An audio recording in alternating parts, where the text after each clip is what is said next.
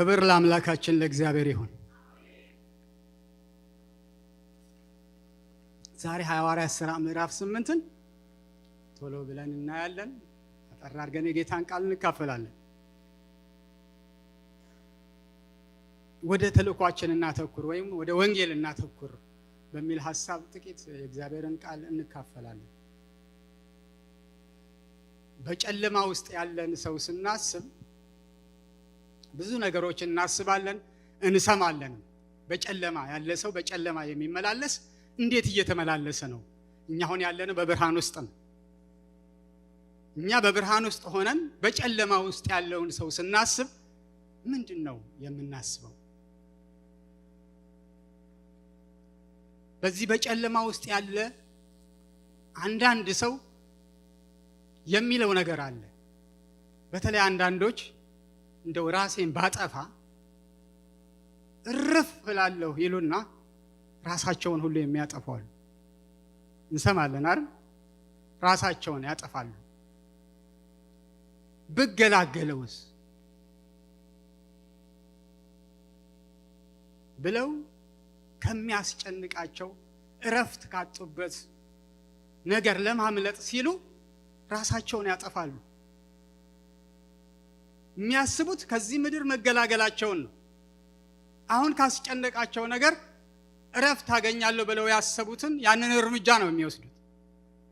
ነገር ግን ቀጣዩን የዘላለሙን ሞት አያስቡ። የዘላለሙን ሞት ሳያውቁ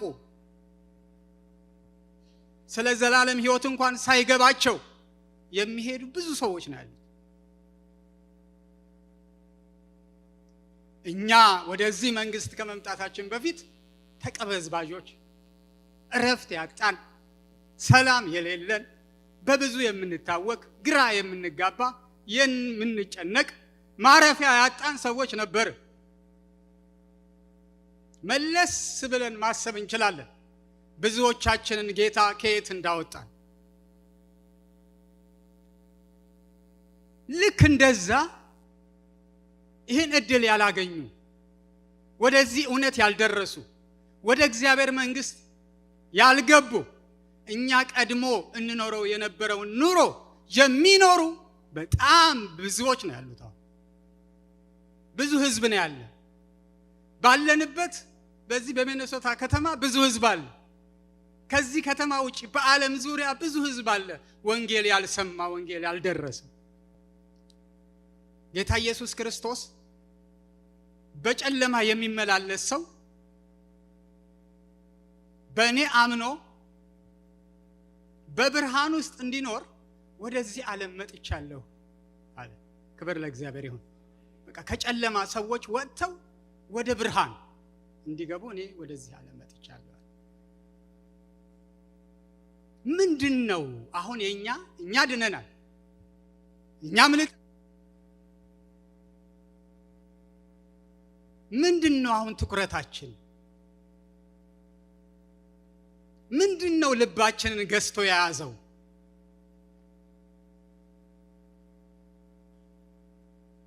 ምንድነው ነገ ባደርገው፣ ከነገ ወዳ ባደርገው፣ በዚህ ጊዜ ባደርገው የምንለው ነገር ውስጣችንን ሞልቶ ያለው ነገር ምንድነው?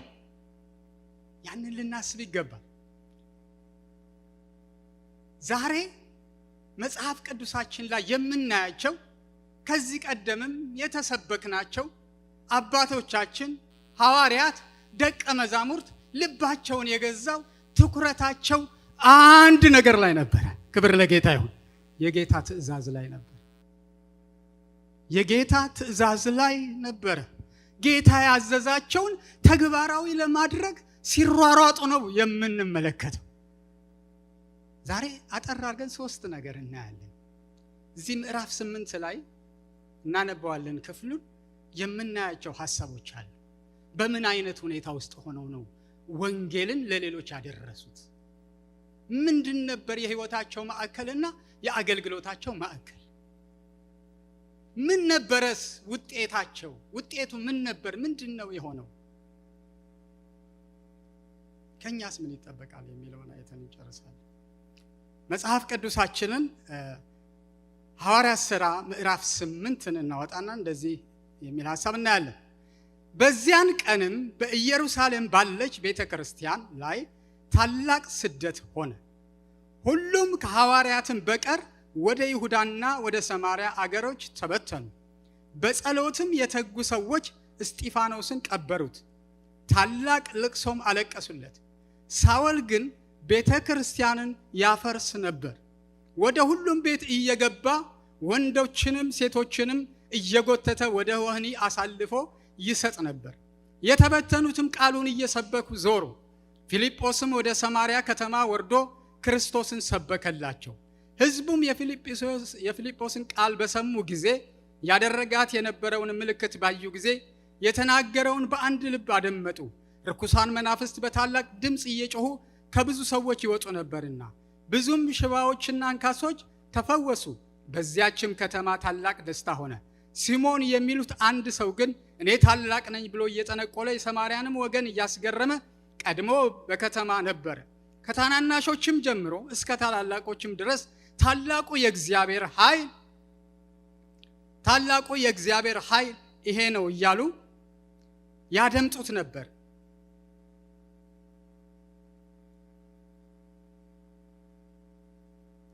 ከላይ ጀምሬ እደግመዋለሁ።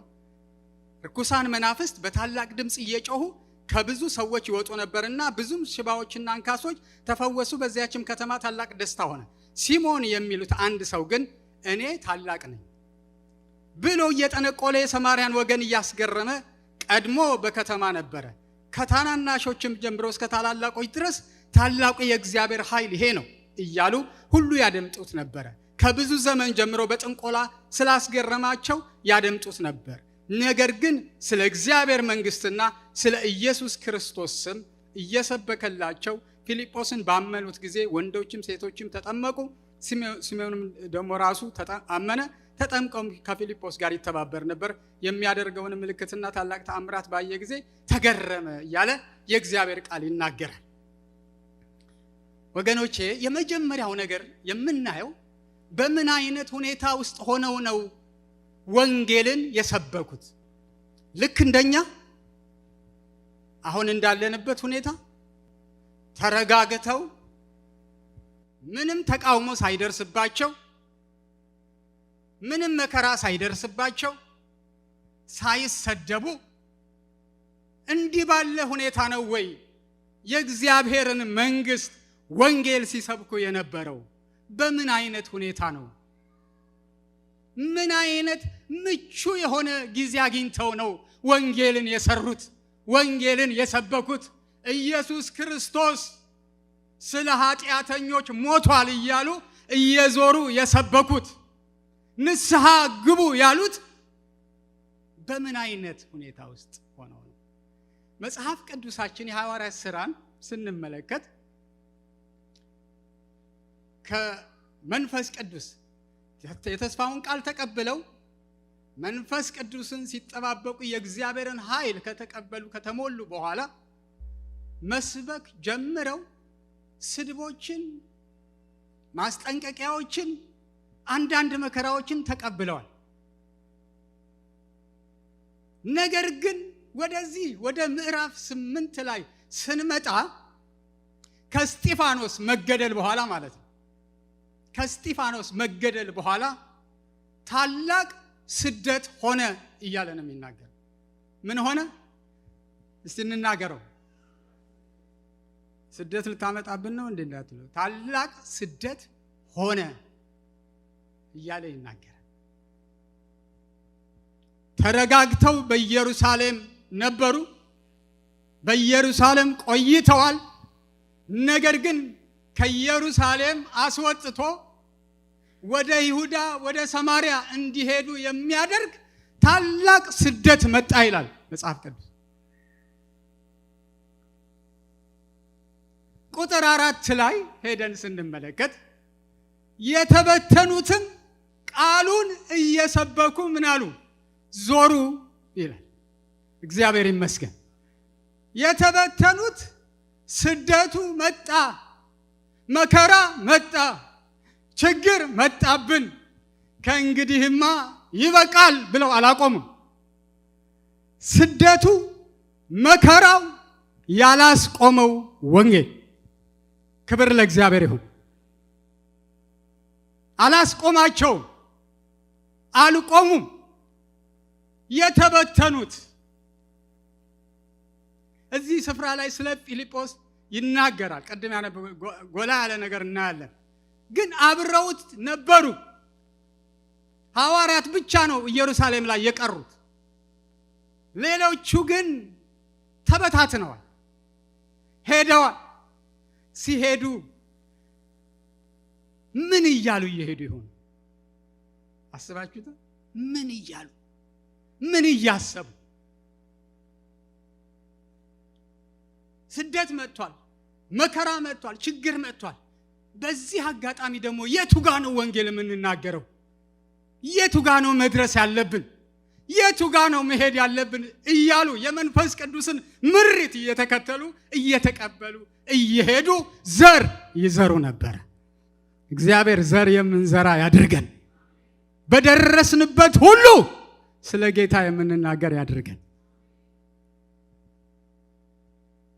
አሁን እኮ በጣም ይቅርታ አድርጉልኝ ይሄን ስናገር፣ በምንሰራበት መስሪያ ቤት እንኳን ክርስቲያን መሆናችን እንዳይታወቅ የምንሸፋፈን አለ።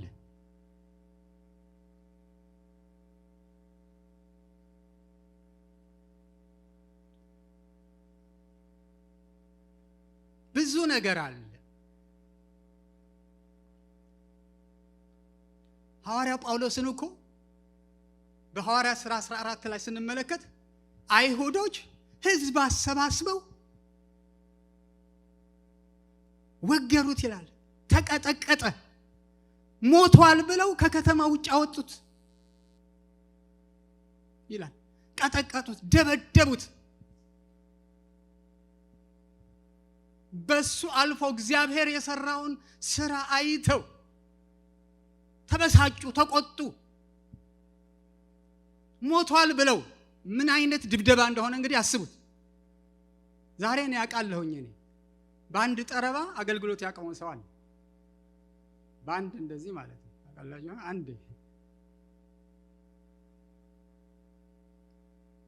እኔ ሐዋርያው ጳውሎስ እንደዛ ደብድበውት ሞቷል ብለው ሲተውት ተኝቶ ጌታ ሆይ እድል ስጠኝ፣ አሁን ደግሞ እዛ ልድረስ የሚል ይመስለኛል።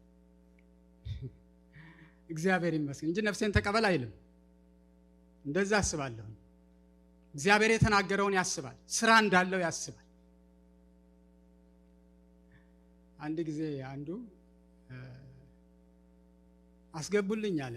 በጣም በድፍረት በጌታ ነው የኛና አስገቡልኝ አለ። ቤት ውስጥ አጋንንት ለያዘው ሰው ሊጸልይ ማለት ነው። ከዛ በጣም ያ ደግሞ አጣደፈው። እንግዲህ እግዚአብሔር እንዲማረው የፈለገው ነገር አለና እሱ ሲነግረን እግሩ ጫማ ብድግ እያደረገ እዚህ ጋር ይለኛል አለ። እዚህ አጣደፈኛል። ከዛ መጨረሻ ላይ ጌታ ሆይ ነፍሴን ተቀበል አልኳል።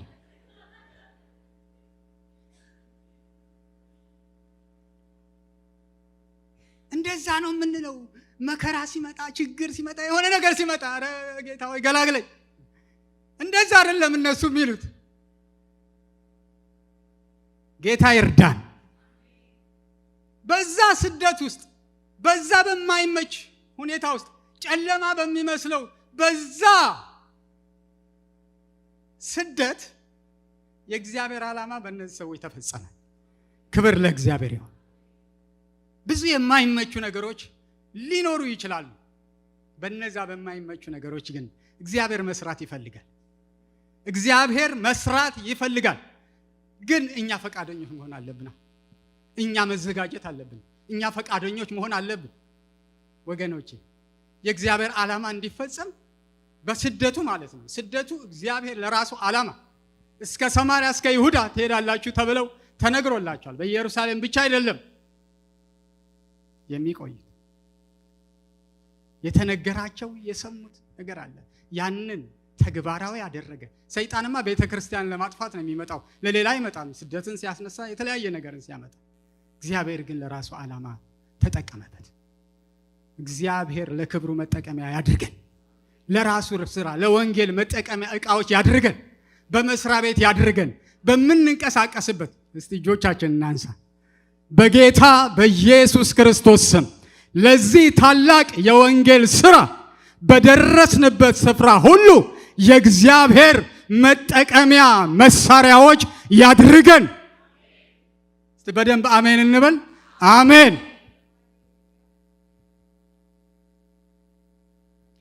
ይገርመኛል። ጌታ ይባርካችሁ። እዚህ በ15 ቀን አንድ ጊዜ ወንጌል ስርጭት እንወጣለን በአብያተ ክርስቲያናትና ወንድሜ ወሰን አለ፣ እህቴ ፀሐይ፣ ዘውዱ፣ ሌሎችም አሉና የሚገርም ሰው ነው የሚያጋጥማችሁ። ብዙ የተለያየ አይነት ሰው ነው ያለው እና አንድ ወጣት ነው በጣም ቁመናው ደስ የሚል እና ጌታ እንደሚወደው ነግረነው ትራክ ሰጠነው። አየና ስሜቱን ልነግራችኋለሁ። መጥቶ ቅፍ አድርጎ ሳመኝ። ምንም ነገር አላልኩትም እኮ አንድ ነገር ብቻ ጠይቄዋለሁኝ። ስለ ጌታ ሰምተህ ታውቃለህ የምትለውን ማለት ነው። ግን ክርስቲያንም ሊሆን ይችላል። ከዛ ተቀበለንና መንገዱን ሁሉ እያነበበ ሄደን ይሄ ብለን ማስረዳት አይጠበቅብንም። የቋንቋም ችግር ስላለ ማለት ነው። ጥሩ እንግሊዝኛ ተናጋሪ በመካከላችን ካለ ለሱ አሳልፈን እንሰጣለን። ምንም ችግር የለውም። ግን ራሱ ይሄ የሚነበብ አንዱ ደግሞ ያየሁት ምን እንደሆነ ታውቃላችሁ? ተቀብሎ ዋሌቱን አወጣ። በዋሌቱ መካከል ሲያስገባት አየሁት። ማን ያውቃል እናንተ የሰጣችሁት ያ ትራክት ምን ቀን ይሄን ሰው እንደሚለውጠው፣ በዛን ምሽት በህይወቱ ምን እንደሚያደርግ አናውቅም። የሚሰራ ጌታ ግን ከኛ ጋር አለ። አሜን። ከምንሰጠው ከዛ የምስራች ካለበት ጽሑፍ ጋር የጌታ መንፈስ ያልፋል። ብዙ የተለያዩ ሰዎች ነን የሚያጋጥሙን። ወላጆች እምቢ ብለው ልጆች አምጡት ሲሉ ሁሉ አይተናል። እኛ በእንደዚህ አይነት ሁኔታ ሆነን እዚህ አሜሪካ አገር ዝም ብለህ ስትረገጥ ስትደበደብ ዝም ይላል እንደ እዚህ ሀገር ፖሊስ አይልም አይደል? እኛ ያለነው በእንደዚህ አይነት ጊዜ ነው ማለት ነው። አይልም። የሚገርማችሁ ነገር ካልፈለጉ እንኳን ቴንኪው ብለው ዞር ብለው ነው የሚሄዱት እንጂ ምንም እንትን የለም። ስለዚህ ባገኘነው አጋጣሚ እድል ሁሉ ይሄንን ልናደርግ ይገባል። እግዚአብሔር ይመስገን። ስለዚህ በምን አይነት ሁኔታ ነው ስንል በስደት በመከራ በማይመች ሁኔታ ውስጥ ሆነው ነው እነዚህ የእግዚአብሔር ሰዎች ይሄንን ወንጌል ለኛ ያደረሱልን። ክብር ለጌታ ይሁን። ዝም ብሎ አልመጣን። አሁን እየቀዘቀዘ የመጣ ነገር አለ። በፊትም በእነ ፓስተር ታየ ጊዜ በፊት ማለት ነው እኛ አሁን ነን። እስር ነበረ፣ ግርፋት ነበረ፣ ብዙ ችግር ነበረ፣ ብዙ ስቃይ ነበረ። እንሰማለን። አንድ ጊዜ እንደውም ቄስ በሊና መሰለኝ አንድ ሰው እስር ቤት ውስጥ ሲመቱት ተሰማኛሉና ልጸልይለት ብዬ ጭንቀታቸው እንግዲህ ልጸልይ እኔ እሳቸው ሌላ ክፍል ናቸው። ልጸልይ ብዬ የጌታ ስም ጠፋብኝ። ማን ነበረ አልኩኝ። ማን ነበረ? የዛኔ ያክል ጭንቅ ነበረ። እኛ በተመቻቸ ሁኔታ ውስጥ ነው ያለነው ወገኖች። ጌታ ከኛ የሚጠብቀው ብዙ ነገር አለ። እኛ እኮ ጎደለን የምንለው ነገር በዛ፣ ይሄ አልሞላም የምንለው ነገር በዛ።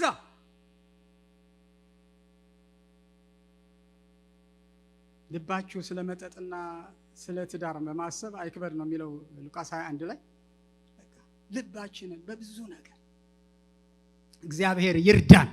ይሄንን ሁኔታ አሁን ያለንበትን ይሄ አይመችም፣ ይሄ እንደዚህ ነው የምንለውን ይሄን ሁኔታ እግዚአብሔር ለራሱ ዓላማ እንዲጠቀምበት ራሳችንን እናዘጋጅ። አሜን።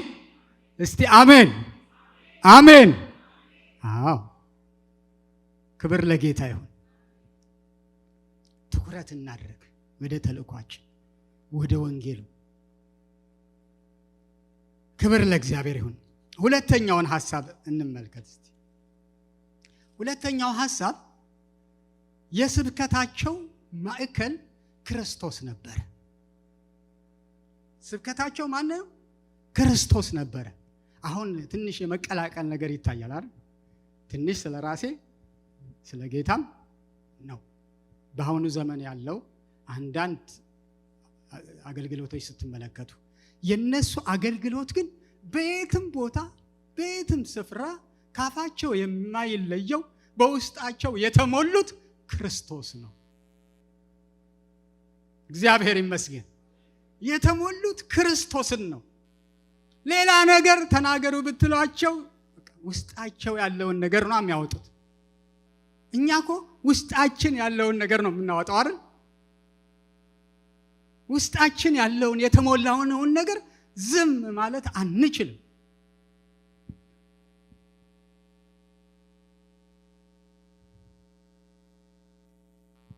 ምን ይላል እዚህ ስፍራ ላይ ስንመለከት ቁጥር 5 ላይ ፊልጶስ ምዕራፍ 6 ላይ ዲያቆን የነበረ ነው። ዲያቆን ሆኖ የተመረጠ በኋላ ግን በወንጌል ስራ በጣም የታወቀ ሰው ነው እና ይሄ ሰው ወደ ሰማርያ ከተማ ወርዶ ክርስቶስን ሰበከላቸው ይላል። እግዚአብሔር ይመስገን። ብዙ ጊዜ ይሄን ቃል ሳነብ ደስ ይለኛል። ማንን ሰበከላቸው? ክርስቶስን ሰበከላቸው። ስለ ክርስቶስ ነገራቸው።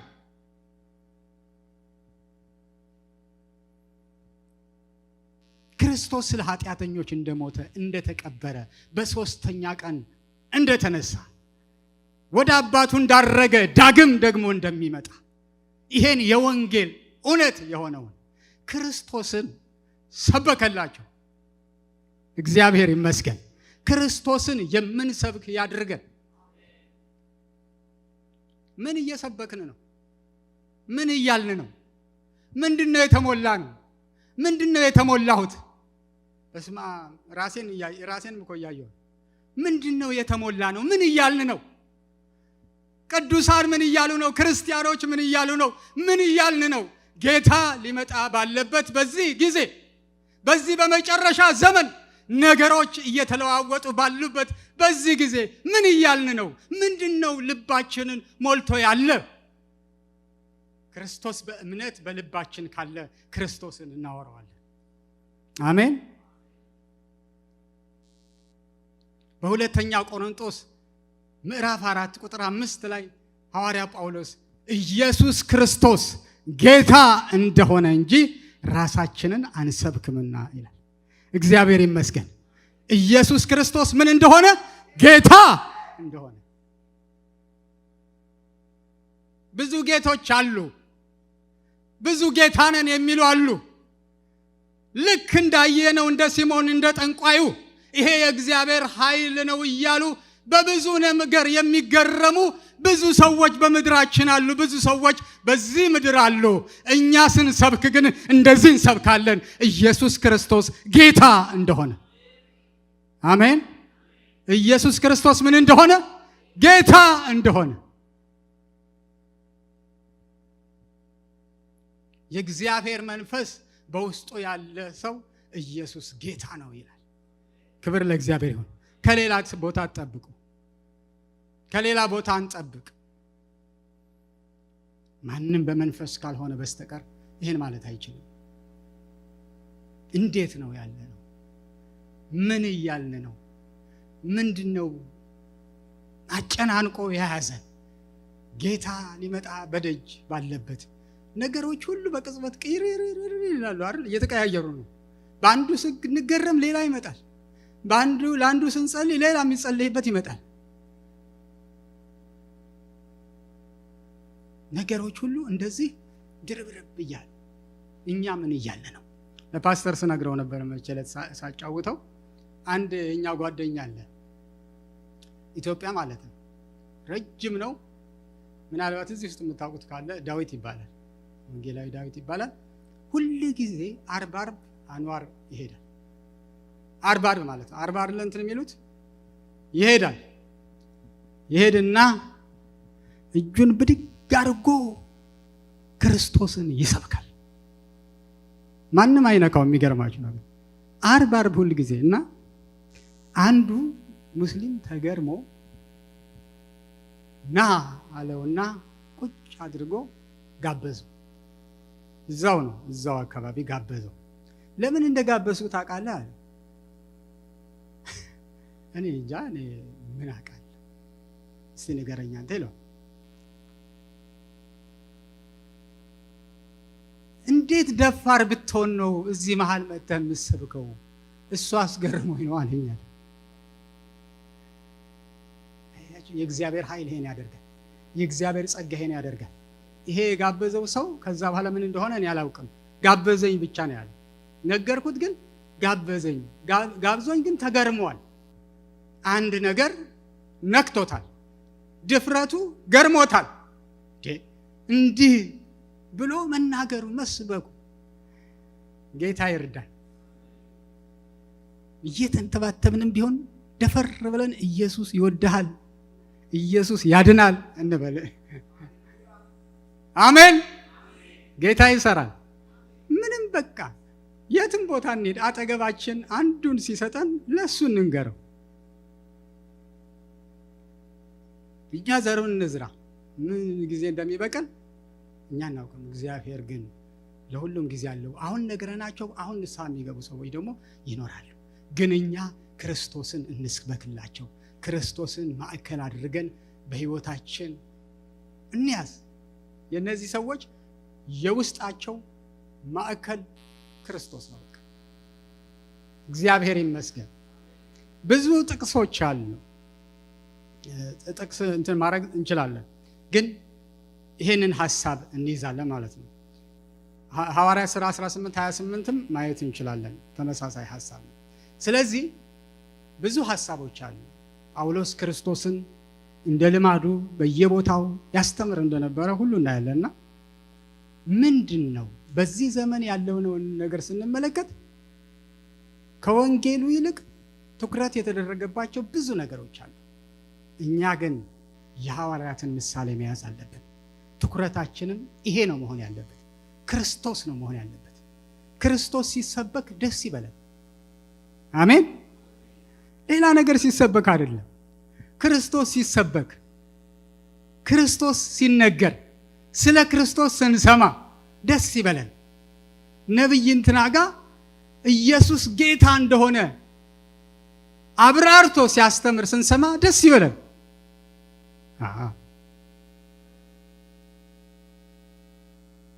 ስንሄድ ስለ ክርስቶስ ወንጌል ስንሰማ ደስ ይበለን። ሁለት ክርስቲያኖች እንደነበሩ መጽሐፍ ቅዱስ ይናገራል። ፊልጵስዩስ ምዕራፍ 1 ላይ ጥሩ የሆኑ የሐዋርያውን አገልግሎት የሚደግፉ አብረውት የቆሙ ክርስቶስን የሚሰብኩ ነበሩ። በቅንዓት ደግሞ በሱ ላይ መከራን ለመጨመር ደግሞ ወንጌል የሚሰብኩ ነበሩ። ሐዋርያው ግን ምንም አልመሰለውም። የራሱ ጉዳይ እሱ ላይ መከራ ለማምጣት ብለው መስበካቸው ምንም አልመሰለው። እሱ ያለውን እስቲ ፊልጵስዩስ ላይ አውጥተን እንመልከት።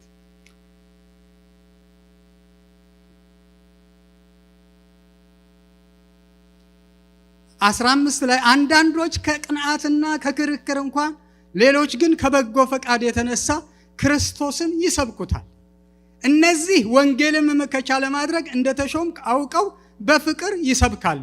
እነዚያ ግን በእስራቴ ላይ መከራን ሊያመጡብኝ መስሏቸው ለወገናቸው የሚጠቅም ፈልገው በቀን ሐሳብ ሳይሆን ስለ ክርስቶስ ያወራሉ። ምን አለ ይልና ቢሆንም በሁሉ ጎዳና በማመካኘት ቢሆን በቅንዓት ቢሆን ክርስቶስ ይሰበካል። ስለዚህ ደስ ብሎኛል ይላል። እግዚአብሔር ይመስገን። ስለዚህ ምን ብሎኛል? ደስ ይለኛል። ክርስቶስ ምን እያለ ነው? እየተሰበከ ነው። ስለ ክርስቶስ እየተነገረ ነው። ስለ ክርስቶስ ሲነገር፣ ስለ ክርስቶስ ሲሰበክ ደስ ይበላል። በማይመች ሁኔታ ውስጥ ወንጌልን ሰበኩ። የወንጌል መልእክታቸው ክርስቶስን ማዕከል ያደረገ ነበረ። ክርስቶስ ጌታ እንደሆነ ነበር በሁሉ ስፍራ የሚናገሩት። ሶስተኛ ውጤቱ ምን ሆነ? እንደዛ ሲያደርጉ ምን ሆነ? ምን ነበር ውጤቱ የሚለውን ደግሞ እናያለን። የሚገርም ነገር እዚህ ስንመለከት እዚህ ስፍራ ላይ የሐዋርያው ጳውሎስን እንኳን መዳን አናይም እኮ። መዳን የሐዋርያውን ጳውሎስ ለውጥ የምናየው 9 ላይ ነው፣ ምዕራፍ 9 ላይ ነው። እዚህ ላይ ግን አሳዳጅ፣ ገዳይ፣ አሳሪ፣ ተባባሪ ሆኖ ነው የምናየው። ከዛ በኋላ ግን ስለ ክርስቶስ በመጽሐፍ ቅዱሳችን ጎልቶ የሚታይ ክርስቶስን የሰበከ ማን ነው? ጳውሎስ ነው። እግዚአብሔር ይመስገን ክርስቶስን ሰብኮታል። እዚህ ስፍራ ላይ ይሄ ስለ ጠንቋዩ እና ሐሳብ አለ። ሰዓት ላለማውሰድ እሱን ልዝልና በሰማርያ የሆነውን አንድ ሐሳብ ብቻ ከላይ ቁጥር 6 ጀምሮ ያለውን ላንብብ። ርኩሳን መናፍስት በታላቅ ድምፅ እየጮሁ ከብዙ ሰዎች ይወጡ ነበርና ብዙም ሽባዎችና አንካሶች ተፈወሱ። በዚያችም ከተማ ታላቅ ደስታ ሆነ። ስለ ታላቅ ደስታ ላወራ ነው። ታላቅ ደስታ ሆነ። እስቲ ለማያምን ሰው ማለት ነው በጌታ ደስ ይበልህ ነው የምትሉት? በጌታ ደስ ይበላችሁ ያለው ሐዋርያው ለማን ነው? ለአማኞች ነው። በጌታ ምን ይበላችሁ? ደስ ይበላችሁ አለ።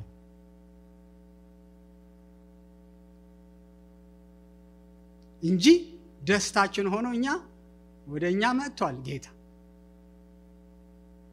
ወደ ሰማርያ ግን አሁን ወንጌል ደረሰ። የአይሁድና እነዚህ በአይሁድና በሰማርያ መካከል ኃይለኛ ጥል ያለው አይሁዶች ወደ ኢየሩሳሌም ለመሄድ ከገሊላ ሲነሱ አያቋርጡም ነበር አሉ። በሰማርያ ግን ቅርብ እሱ ነው። አቋርጡ እነሱን ላለማየት ማለት ነው። እነሱን ላለማየት መንገድ ይቀይራሉ። አንዳንድ ሰው እኮ መንገድ ይቀይራል አይደል? ላለማየት ብሎ እንዳላየ ሆኖ መንገድ ቀይሮ የሚሄድ ሰው አለ። ልክ እንደዛ መንገድ የሚቀይሩ ነበሩ አይሁዶች ማለት ነው። ይሄን ግድግዳ ጌታ መጣና ፈረሰው። እግዚአብሔር ይመስገን አፈረሰው። መጣና ጌታ ወንጌል ሲሰብክላቸው ተቀየሩ፣ ተለወጡ። ተገረሙ። ከተማዋ ደስታ ገባባት። ታላቅ ደስታ ሆነ። እግዚአብሔር ይመስገን። አንድ ነገር አስታወሰኝ፣ ሁላችንም የምናስታውሰው ነው። ምናልባት እዚህ የተወለደ ሰው ካልሆነ በስተቀር ኢትዮጵያ ውስጥ መብራት ሲጠፋ ማለት ነው ቤት ውስጥ እያወራን እየተጫወትን የነበር ነው። ምን እንደነካን አናውቅም። ዝም ጭጭ ነው የምንለው መብራት ሲጠፋ ማለት ነው። ቤት ውስጥ ብቻ አይደለም፣ አካባቢው ምን ይላል? ጸጥ ይላል። ጨለማ ሲሆን ጨዋታው ይጠፋል። መንገድ ላይ የሚሄድ ሰው ፍርሃት ይዘዋል። ሌቦች ያገኙኝ ይሆን? በሰላም ደርስ ይሆን ይላል። እቤት ያለው ወላጅ አረ ይሄ ልጅ ገባ ይሆንን ይላል። አንዳንዴ ደግሞ ድቅድቅ ጨለማ ይሆናል። በቃ መብራት ሲጠፋና በሌባ ዘረፍ ይሆን? ፍርሃት ነው። በቃ ጨለማው ፍርሃት ነው የሚያመጣው።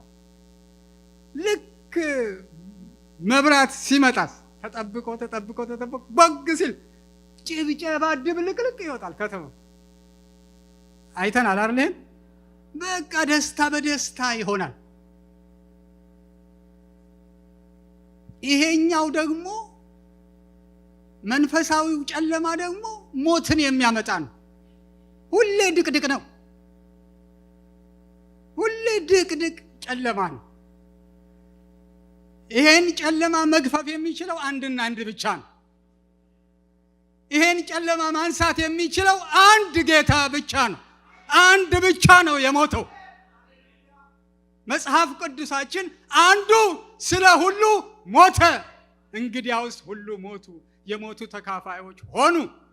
አሁን በሕይወት ያሉትም ወደፊት ለሞተውና ለተነሳው እንጂ ለራሳቸው እንዳይኖሩ አንዱ ስለ ሁሉ ሞተ ይላል። እግዚአብሔር ይመስገን። ይሄ አንዱ ጌታ ስለ ሁሉ የሞተው ጌታ በሰማርያ ሲሰበክ፣ እስራት ሲፈታ፣ ቀንበር ሲሰበር፣ የጠላት ስራ ሲፈርስ፣ ከተማዋ ደስታ በደስታ ሆነች። እግዚአብሔር ይመስገን። ከተማዋ ታላቅ ደስታ። ክርስቶስ ገባ ወደ የሰው።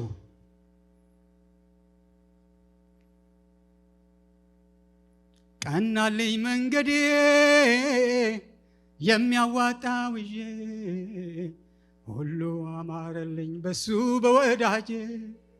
ድንገት ሳላስበው ገባ ወደ ቤቴ፣ ተደላድያለሁ አረፌ በአምላኬ። አለፈ እንደ ዋዛ ተረሳ ያ ሁሉ መከራ፣ ኢየሱስ ቤቴ ሲገባ፣ ኢየሱስ ቤቴ ሲገባ። ኢየሱስ ወደ ቤቱ ሲገባ ደስተኛ ያልሆነ ማን ነው? ሰላሙ ያልበዛ ማን ነው? እረፍ ያላለ ማን ነው? እስቲ በእውነት ለዚህ ጌታ ክብርን እንስጠው። ሃሌሉያ!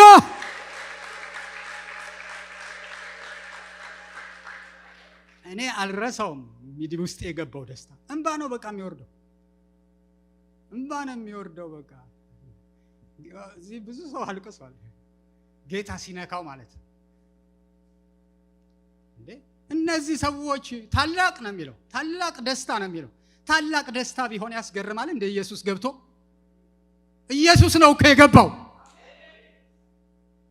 በአጋንንት የተያዙ የታሰሩ አምላክ ነን በሚሉ በሌሎች ተይዘው ሲገረሙ የነበሩ እውነተኛው ጌታ ሲገባ ቤታቸው፣ እውነተኛው ጌታ ወደ ከተማ ሲመጣ እንዴት ደስ አይላቸው! እግዚአብሔር ይመስገን። እንኳንም ጌታ ወደ ቤታችን ገባ።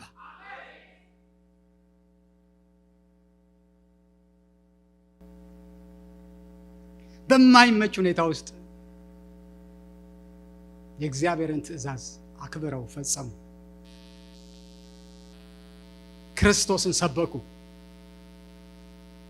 የሰበኩት ጌታ ለውጡን አሳያቸው። ደስታ ሆነ። ትኩረታቸው ወንጌል ነበር። የትኩረታቸው ማዕከል የጌታ ትእዛዝ ነበር። እኛ እንዴት ነን? ምን እናድርግ?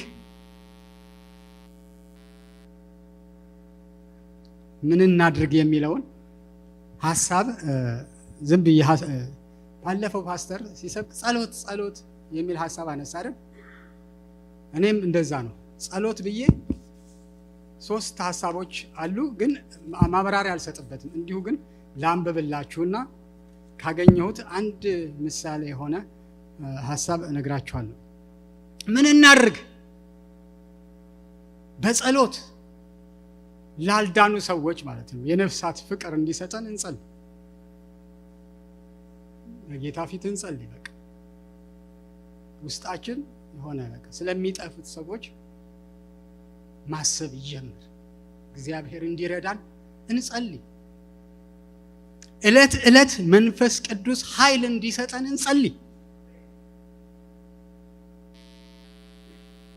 የነፍሳት ፍቅር እግዚአብሔር ሆይ ስጠኝ እኔ ብለን እንጸልይ። የመንፈስ ቅዱስ ኃይል ዕለት እንዲሰጠን እንጸልይ።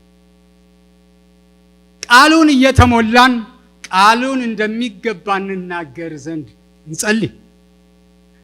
ሐዋርያው ጳውሎስ እንኳን ብሏል እኮ እንደሚገባ እናገር ዘንድ ምን በሉልኛል? ጸልዩልኛል።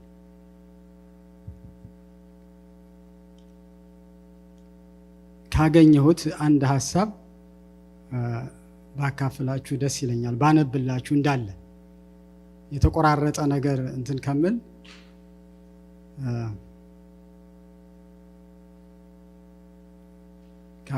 ካላገኘሁት ሐሳቡን እንዳለ እናገራለሁ። እሺ አላገኘሁትም። ሐሳቡን ልናገር። አዜብ ወርቁን ታቋታላችሁ፣ ዘማሪዋ። አንዲት እህት ያጫወተችኝን ሐሳብ ልንገራችሁ አለች። ያቺ እህት ምን አለች? አንድ ዘመዴ ወደ ቤቴ መጣ እና ወንጌልን ነገርኩት ትላታለች። ወንጌልን ነገርኩት። ስነግረው ግን አልተቀበለኝም። ምን ነው ስትለው ይሄ አሁን የምትነግረኝ ነገር የምትይኝን ሁሉ ሰማሁ፣ ግን ስትነግረኝ ቁጭት እንዳለበት ሐዘን እንዳለበት እንደሚሰማው ሰው በቃ ወደ ሲኦል በቃ አንድ ሰው ለምሳሌ እንዳይወርድ ብለው ሐዋርያት በቃ እየጮሁ ይናገራሉ። እኛም እንደሱ ምን በቃ በውስጣችን ግረት ሲሰማን እንደዛ እንናገራለን። አንቺ ግን ራስሽንም ያዳነሽ አይመስለኝም ነው የምትነግሪኝ ነገር፣ አንቺንም የለወጥ አይመስለኝም። እንዴት አድርጌ ነው ታዲያ እኔ የምቀበለው አለ። ማያምን ሰው ነው። እባክህ እንደዚህ እያለች እንግዲህ እንዴት እንደነገረችው እኔ ባላቅም እንደ ዳነ ሰው ሆና ስላልነገረች፣ እንደ ተለወጠ ሰው ሆና ስላልነገረች፣ ስለዚህ እንዴት ነው የነፍሳት ፍቅር ከሌለን ስለሚጠፉ ሰዎች ግድ የማይለን ከሆነ ውስጣችን የሆነ ስሜት ከሌለ ያለነው አደጋ ላይ ነን እና እንጸልይ ጌታ እንዲረዳን። ይሄ ለሁላችንም ነው። እንደ ቤተ ክርስቲያን ይሄ ትልቅ ተልእኮ ተሰጥቷታል። እግዚአብሔር ይርዳን። ስለዚህ ወደ ወንጌሉ ምን እንበል እናተኩር። ክብር ለጌታ ይሁን። ቆመን እንጸልይ። እግዚአብሔር ይመስገን። ጌታ ይባርካችሁ።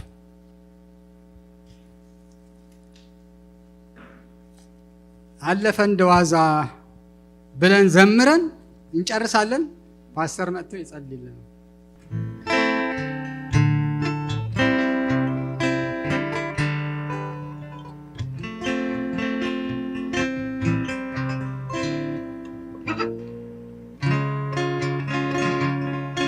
አለፈ እንደዋዛ ተረሳ ያ ሁሉ መከራ፣ ኢየሱስ ቤቴ ሲገባ፣ ኢየሱስ ቤቴ ሲገባ፣ ኢየሱስ ቤቴ ሲገባ፣ ወዳጄ ቤቴ ሲገባ፣ አለፈ እንደዋዛ ተረሳ ያ ሁሉ መከራ፣ ኢየሱስ ቤቴ ሲገባ፣ ኢየሱስ ቤቴ ሲገባ፣ ኢየሱስ ቤቴ ሲገባ፣ ወዳጄ ቤቴ ሲገባ፣ ቀናልኝ መንገዴ የሚያዋጣው ሁሉ አማረልኝ በሱ በወዳጄ፣ ሳላስበው ገባ ወደ ቤቴ፣ ተደላድያለሁ አለፈ እንደዋዛ ተረሳ ያ ሁሉ መከራ፣ ኢየሱስ ኢየሱስ ኢየሱስ ኢየሱስ ወዳጄ ቤቴ ሲገባ፣ ኢየሱስ ቤቴ ሲገባ፣ ኢየሱስ ቤቴ ሲገባ፣ ወዳጄ ቤቴ አለፈ እንደዋዛ ተረሳ፣ ኢየሱስ ኢየሱስ ቤቴ ወዳጄ ወዳጄ ኢየሱስ በሕይወቴ በኑሮዬ የገባ አልቃ የገባ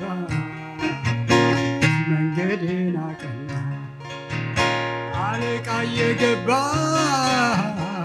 መንገዴ በሕይወቴ በኑሮዬ እሱ የገባ ጌታ የገባ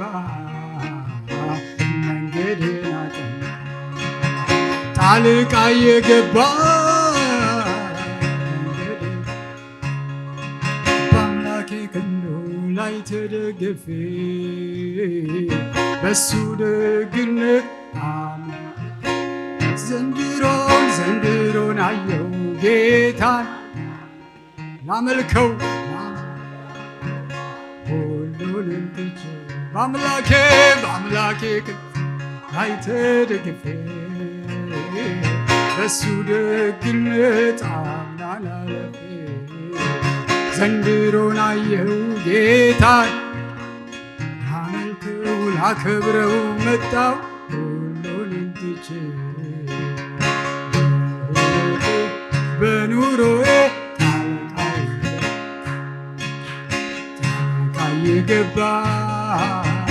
ጣልቃ የገባ